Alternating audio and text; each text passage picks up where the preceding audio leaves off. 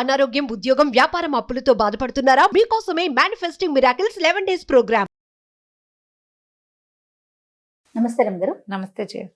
రమగారు, copy కొట్టడం అంటే పుస్తకాలు చదువుల్లో కాపీ కాదండి, వ్యక్తుల్ని, వారు చెప్పే విధానాల్ని, వారు అనుసరించే పద్ధతుల్ని కాపీ కొట్టడం కరెక్టేనా? కాపీ కొట్టడం అంటే ఎవరు వాళ్ళు ఏం చేస్తున్నారో చూసి మనం కూడా అలాగే చేయటం కదా. దీన్ని మనం కాపీగా అనుకోకూడదు, అనుసరించడం అనుకరించడం అనొచ్చు. ఎవరినైనా అనుసరించాలి, అనుకరించాలి, రెండు అవసరమే, మంచిదే, సూపర్. కానీ మన మైండ్ పెట్టద్దు అక్కడ, యాజ్ ఇట్ ఈజ్ పెట్టే కాపీ పేస్టేనా? కాపీ పేస్ట్ కొంతకాలం చేస్తావు, బతుకంతా చేయలేం కదా. మనం ఆలోచించాల్సింది అది. అనుసరణ, అనుకరణ, ఈ రెండు మన జీవిత పాఠాలు చేయ.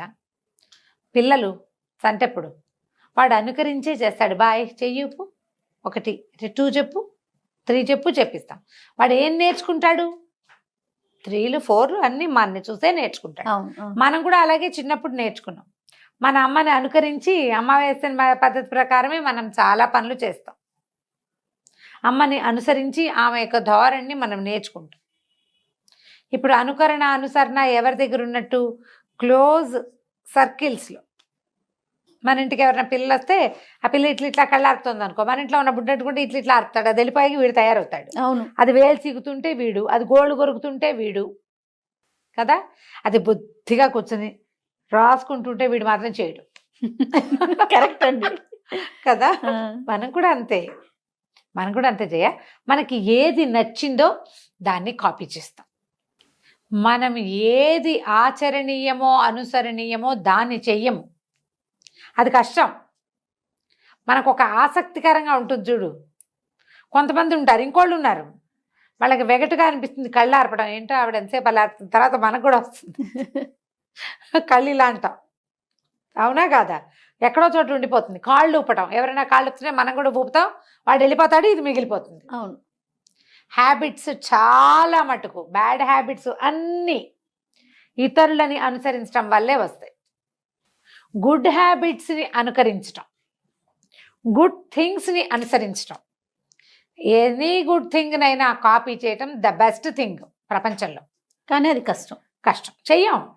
కష్టమేమో కానీ చెయ్యం. మీరు అన్నట్టు చెయ్యం. మనం చేయకుండానే అయిపోతుంది. కాకపోతే ఎప్పుడు కూడా మనం కాపీయింగ్తోనే నేర్చుకుంటాం. మొదలు పెట్టాక మన తరహా అందులోకి ప్రవేశిస్తుంది. ఆటోమేటిక్గా మనదొక ధోరణి ఏర్పరచుకుంటాం. టీచర్లను ఇమిటేట్ చేసే పిల్లలు ఉండరు, 100% ఉంటారండి కదా. అక్కయ్యలను ఇమిటేట్ చేసే చెల్లెళ్ళు ఉండరు, అమ్మల్ని ఇమిటేట్ చేసే పిల్లలు ఉండరా? ఉంటారు.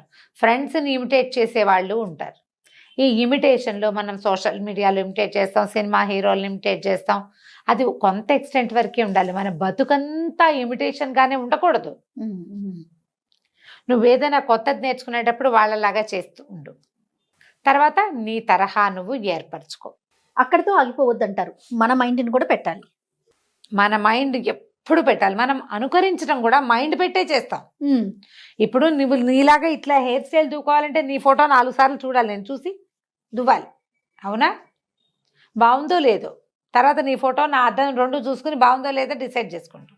అప్పుడు ఇలా ఉంటే నాకు బాగోలేదు, ఇలా ఎలాగో ఉంటే బాగుంటుంది అని నాకు అర్థం అవుతుంది. అవును. బ్రెయిన్ వాడితే పాయింట్.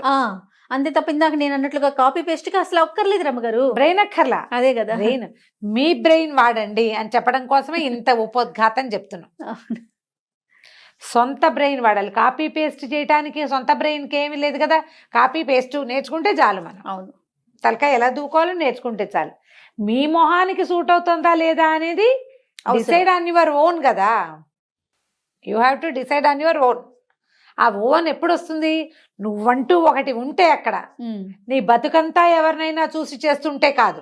అప్పుడు అసలు మనకు ఓన్ స్టైల్ ఏది? మన ఓన్ ఐడెంటిటీ ఉండదు కదా. ఉండదు. నువ్వు ఎప్పుడు ఎవరిలాగానో ఉంటూ ఉంటావు. ఎంతసేపు నీలాగా నువ్వు ఉండు. నీలాగా నువ్వు ఉండగలవా అసలు? అది ఆలోచించ. అది లైఫ్ చేంజింగ్ హ్యాక్స్లో ఇది ఒక పార్ట్. ఎలా రమ్మగారు ప్రాక్టీస్ చేయకపోయినా? ఖచ్చితంగా మనము ఎప్పుడు కూడా వ్యక్తులు నేను ఇంతే, నాకు ఇలాగే వచ్చు అని చెప్తాం. అవునండి. కానీ నేను ఇంతేనని చెప్పటానికి నోరే తప్ప ఇది ఉందా లేదా? లోపల ఉండాలి. నువ్వు కూడా నీకు ఏదైనా నచ్చితే దానిలాగా చేంజ్ చేస్తావు. అప్పుడు నేనింతే ఎలా కుదిరింది కదా. ఈ విషయాలు వస్తువులు చూసేవి చేసే వేషం వాళ్ళు ఎవరో సినిమా యాక్టర్ ఇమిటేట్ చేయటం లేకపోతే ఓ యూట్యూబ్ స్టార్ని ఇమిటేట్ చేయటం కాదు. నేనేంటి అనేది మొదట తెలుసుకోండి. నీకు అవసరమైనప్పుడు కాపీ చెయ్యి, అక్కర్లేనప్పుడు మానే. కాపీ చేస్తూనే నువ్వు బతకక్కర్లా. అన్నిటికీ అంతే చేయ. అందరూ కొన్ని ఫంక్షన్స్కి వెళ్తామా, నేను చూస్తుంటాను సిస్టర్స్, తోడుకోడళ్ళు వీళ్ళంతా ఒకేలా ఉంటారు. బాగుంటుంది ఏదైనా ఫంక్షన్ అప్పుడు అందరూ ఒకే రకం బట్టలు వేసుకోవటం. ఇప్పుడంతా థీములు కదా. అదే బయట కూడా చేయాలంటే చేస్తారా మీరు? అసలు బాగుంటుందా? మా ఇంట్లో పిల్లలు ఇద్దరు అక్కా చెల్లి కూడా ఒకే రకం బట్టలు వేస్తే ఒప్పుకునేవారు. ఏంటి బ్యాండ్ మేళంలాగా మేము వేసుకోం అని పోట్లాడేవారు పిల్లలు. బ్యాండ్ మేళం పనికిరాదు వాళ్ళకి. బ్యాండ్ మేళాలు ఇష్టపడరు. బ్యాండ్ మేళం అలాగే కదా, అందరూ ఒకే రకం బట్టలు యూనిఫామ్ కదా. ఆ యూనిఫామ్ ఇలా మా పెళ్లిళ్ళలో వస్తే మా ఆడపిల్లలంతా మా అక్కయ్య పిల్లలు ఎదురు తిరిగారు. బ్యాండ్ మేళం బట్టలు గిట్లు ఇలాంటివి పెట్టకండి ఏంటది అని వాళ్ళు చాలా ఎగనిస్ట్ దానికి. ఎవరి స్టైల్ ప్రకారం వాళ్ళు ఉంటారు. ఏ రంగుకి ఆ రంగు ఉంటే బాగుంటుంది. అన్నీ కలిపి ఒకే రంగు తెల్ల రంగు చేస్తే ఏం బాగుంటుంది? ఇది ఆ వాక్యం అవాళ విన్నా 20 ఏళ్ల క్రితం చెప్తున్నాను నేను. వేరు కలర్స్ బాగుంటాయి, అన్నీ ఒకే రంగు వేసుకుంటే ఏం బాగుంటుంది? పిచ్చిగా బాగోదు. ఏదైనా సరే కొంత ఎక్స్టెంట్ వరకు అనుసరించండి అమ్మా, అనుసరించండి. ఇప్పుడు నేను ఒక విషయం చెప్పాను, నేను చెప్పింది చెప్పినట్టు తూచా తప్పకుండా చెయ్యాలనుకోవద్దు. మీకు అది చేతొచ్చేదాకా చెయ్యండి. తర్వాత మీ స్టైల్లో మీరు చేయండి. వంకాయ కూర చూసాం, దీంట్లో చూసేసాం కుక్కరీ షోలో. నేను చెప్పినట్టు చేస్తేనే కుదురుతుందని చెప్తారు పాపం. ఇలాగే చెయ్యాలి, ఖచ్చితంగా ఇలానే చేయాలని చెప్తారు. చెయ్యి. తర్వాత ఇంకా నువ్వు ఎప్పటికీ సొంతంగా ప్రతిసారి అది ఓపెన్ చేస్తావా? బ్రెయిన్ వాడద్దు. బ్రెయిన్ వాడండి. ఐడియాలజీ సొంతంగా చేసుకోండి. మీ సొంత స్టైలు మీ జీవితంలో ఇంకొకళ్ళది అనుబంధం వాళ్ళతో ఉండాలి, అనుకరణ ఉండాలి, వారి ముద్ర ఉండాలి, కానీ వారే మీరుగా మారద్దు. ముద్రలు క్రమంగా పాతబడాలి. మనల్ని చూసి కొంతమంది అనుకరించేలాగా మనం తయారవ్వాలి కదా. అవ్వాలి, లేకపోతే నీది నువ్వే. నిన్నెవరు అనుసరించద్దు, నువ్వెవరిని అనుకరించొద్దు. అంతే, నీది నీకే.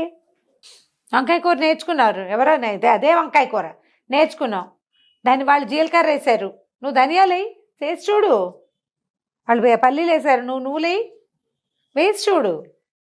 వాళ్ళ పిల్లని వాళ్ళు అదేదో చదివించారు, నువ్వు ఇంకోటిసారి చదివించు. వాళ్ళలాగానే నువ్వు చేయక్కర్లా. అంతే. పోనీ వాళ్ళలాగా మనం చేసినా మీ రకం మీది. ఇలా చూడు, ప్రతిదీ చేయ. ఈ వంకాయ కూరలో నువ్వులా పల్లీలా దగ్గర నుంచి పిల్లాడిని ఇంజనీరింగ్గా ఈసీనా అనేది కూడా కాపీయే. అవును, వాళ్ళ పిల్లాడిని వాళ్ళు ఐఐటి పంపించారు కాబట్టి మన పిల్లాడు వెళ్ళకపోతే కుదరదని. ఎందుకు వీడి శక్తిని అనుసరించి వీడేదో చేస్తాడు కదా. మనం ఆ చిన్న విషయం దగ్గర నుంచి ఈ పెద్ద విషయం దాకా పండక్కి వాళ్ళు 10,000 పెట్టి బట్టలు కొన్నారు కాబట్టి మనం కూడా 10,000 పెట్టి కొనాలి. మన శక్తిని అనుసరించి కొంటాం, మన అవసరాన్ని బట్టి కొంటాం. వాళ్ళు 10 మనము 10 అయినంత మాత్రాన కాపీ అయినట్టు కాదు అది. మీ స్టైల్ ప్రకారం మీరు చేయండి. ఆలోచన మార్చుకోండి, చాలా ప్రధానమైనది. ఏంటంటే మనం కొంత మటుకు అనుసరించాలి. మనము అలా గుడ్డిగా అనుసరించవలసింది ఎవరిని? భగవంతుణ్ణి, గురువుని. ఈ 2 గుడ్డిగా అనుసరించాలి. మిగిలిన అందరినీ చూసి బాగుంది, వీళ్ళ పద్ధతి చాలా బాగుంది అని తీసుకోండి సరదాగా. తర్వాత అందులో మీదైన మీ పద్ధతిని చొప్పించుకోండి, ఓన్ చేసుకోండి దాన్ని. వాళ్ళ ఐడియానే ఓన్ చేసుకోవద్దు. ఆ ఓన్ చేసిన దాంట్లో మీ ఓన్ రంగు కొంత వేయండి దానికి.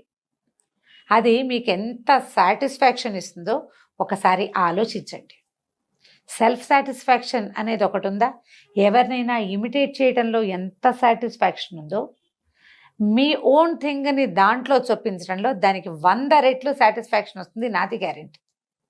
నిజంగా మీరు ఏదైనా సరే, ఎలాంటి విషయమైనా, ఇప్పుడు అక్కయ్యలు ఏవో వస్తువులు కొనుక్కుంటారు, చాలా బాగున్నాయి అంటారు, బాగుంది అంటుంది. వాళ్ళ ఇంటికి వెళ్ళినప్పుడు చూసాం, నచ్చింది మనం కూడా కొనుక్కున్నాం. అది కాపీ కాదు. వాళ్ళు ఫాలో అయ్యారు, వాళ్ళు చేస్తున్నారు, వాళ్ళ ఇంట్లో చూసాం. ఇవన్నీ కాపీలా అని అనుకోకండి, అవన్నీ కాపీ కాదు. లివింగ్ స్టైల్ వాళ్ళలాగానే మనము జీవించాలన్న భావనతోటి చేసేది మాత్రం ఖచ్చితంగా కాపీయే. వాళ్ళ పద్ధతి, వాళ్ళ పరిస్థితి, వాళ్ళ అవకాశాలు వాళ్ళ ఆలోచనలు వాళ్ళవే. మన పద్ధతి, మన అవకాశం, మన ఆలోచన, అన్నీ ఒక రకంగా ఉండి మన ఆలోచన మాత్రం వాళ్ళ మీద ఉంటే ఎట్లా? ఇవన్నీ వేరు కదా. మనకు ఉన్నదాన్ని బట్టి కదా, పిండి కొద్దీ రొట్టెలు చేయాలి కదా. అంతే కదండి. చెప్పు, ఇంత గోధుమ పిండి ఉంది, వాళ్ళ ఇంట్లో ఇంతంత రొట్టెలు చేసుకుంటారు, ఇంత దాంతో 100 రొట్టెలు చేస్తారు, ఎలా తింటారు కదా. ఇలాంటి ఆలోచన దృక్పథాన్ని తగ్గించుకోండి. వాళ్ళు ఎవరో చేశారు, మనం కూడా చేసేయాలి. వాళ్ళు ఎవరికో వచ్చేస్తుంది, మనకు కూడా వచ్చేస్తుంది. లేకపోతే కొన్నిసార్లు పులిని చూస్తే నక్కవాత పెట్టుకున్నట్టు వాతలు పెట్టుకుంటూ ఉంటాం అనవసరంగా. కొన్ని చోట్ల తెలివి తక్కువగా పప్పులో కాలేస్తాం. ఎందుకు చేశానా ఈ పని అని ఎంత బాధగా ఉంటుందో చెప్పుకోలేము, ఆ సిగ్గు దాచుకోలేకపోతాం, బాధగా ఉంటుంది. అందుకని ముందే జాగ్రత్త పడండి. ఏదైనా చూస్తే మంచి విషయం, ఏదైనా మిమ్మల్ని ఆకర్షించిన విషయం ఉంటే అది మనం చేయగలమా, మనం తూగలమా అనేది ముందు బేరీజ్ వేసుకోండి. తూగలేనిదైతే కాపీ కొట్టద్దు, తూగలిగేదైతే ఇంకా దీనికి మనం ఏం కొత్త రంగు పూయగలం అనేది ఆలోచించండి. పూయగలిగిన దాన్ని తీసుకోండి, అప్పుడు ఈజీగా ఉంటుంది. ప్రధానమైనది ఏంటంటే ఇవన్నీ అసంతృప్తులకి కారణాలు అవుతాయి జయ. మనం ఈ కాపీయింగ్ మెథడ్స్ ఇలాంటివి ఏంటంటే ఎవరినైనా చూసి వాళ్ళనే అనుకరించి వాళ్ళనే అనుసరించి ఉంటే మనకు ఒక లోపల ఆత్మ ఒక ప్రత్యేకత కలిగి ఉంటుంది. ప్రతి జీవాత్మ సెపరేటే. ప్రతివాడి నాలుక, ప్రతివాడి కన్ను, ప్రతివాడి మైండ్ వేరేగా ఉంటాయి.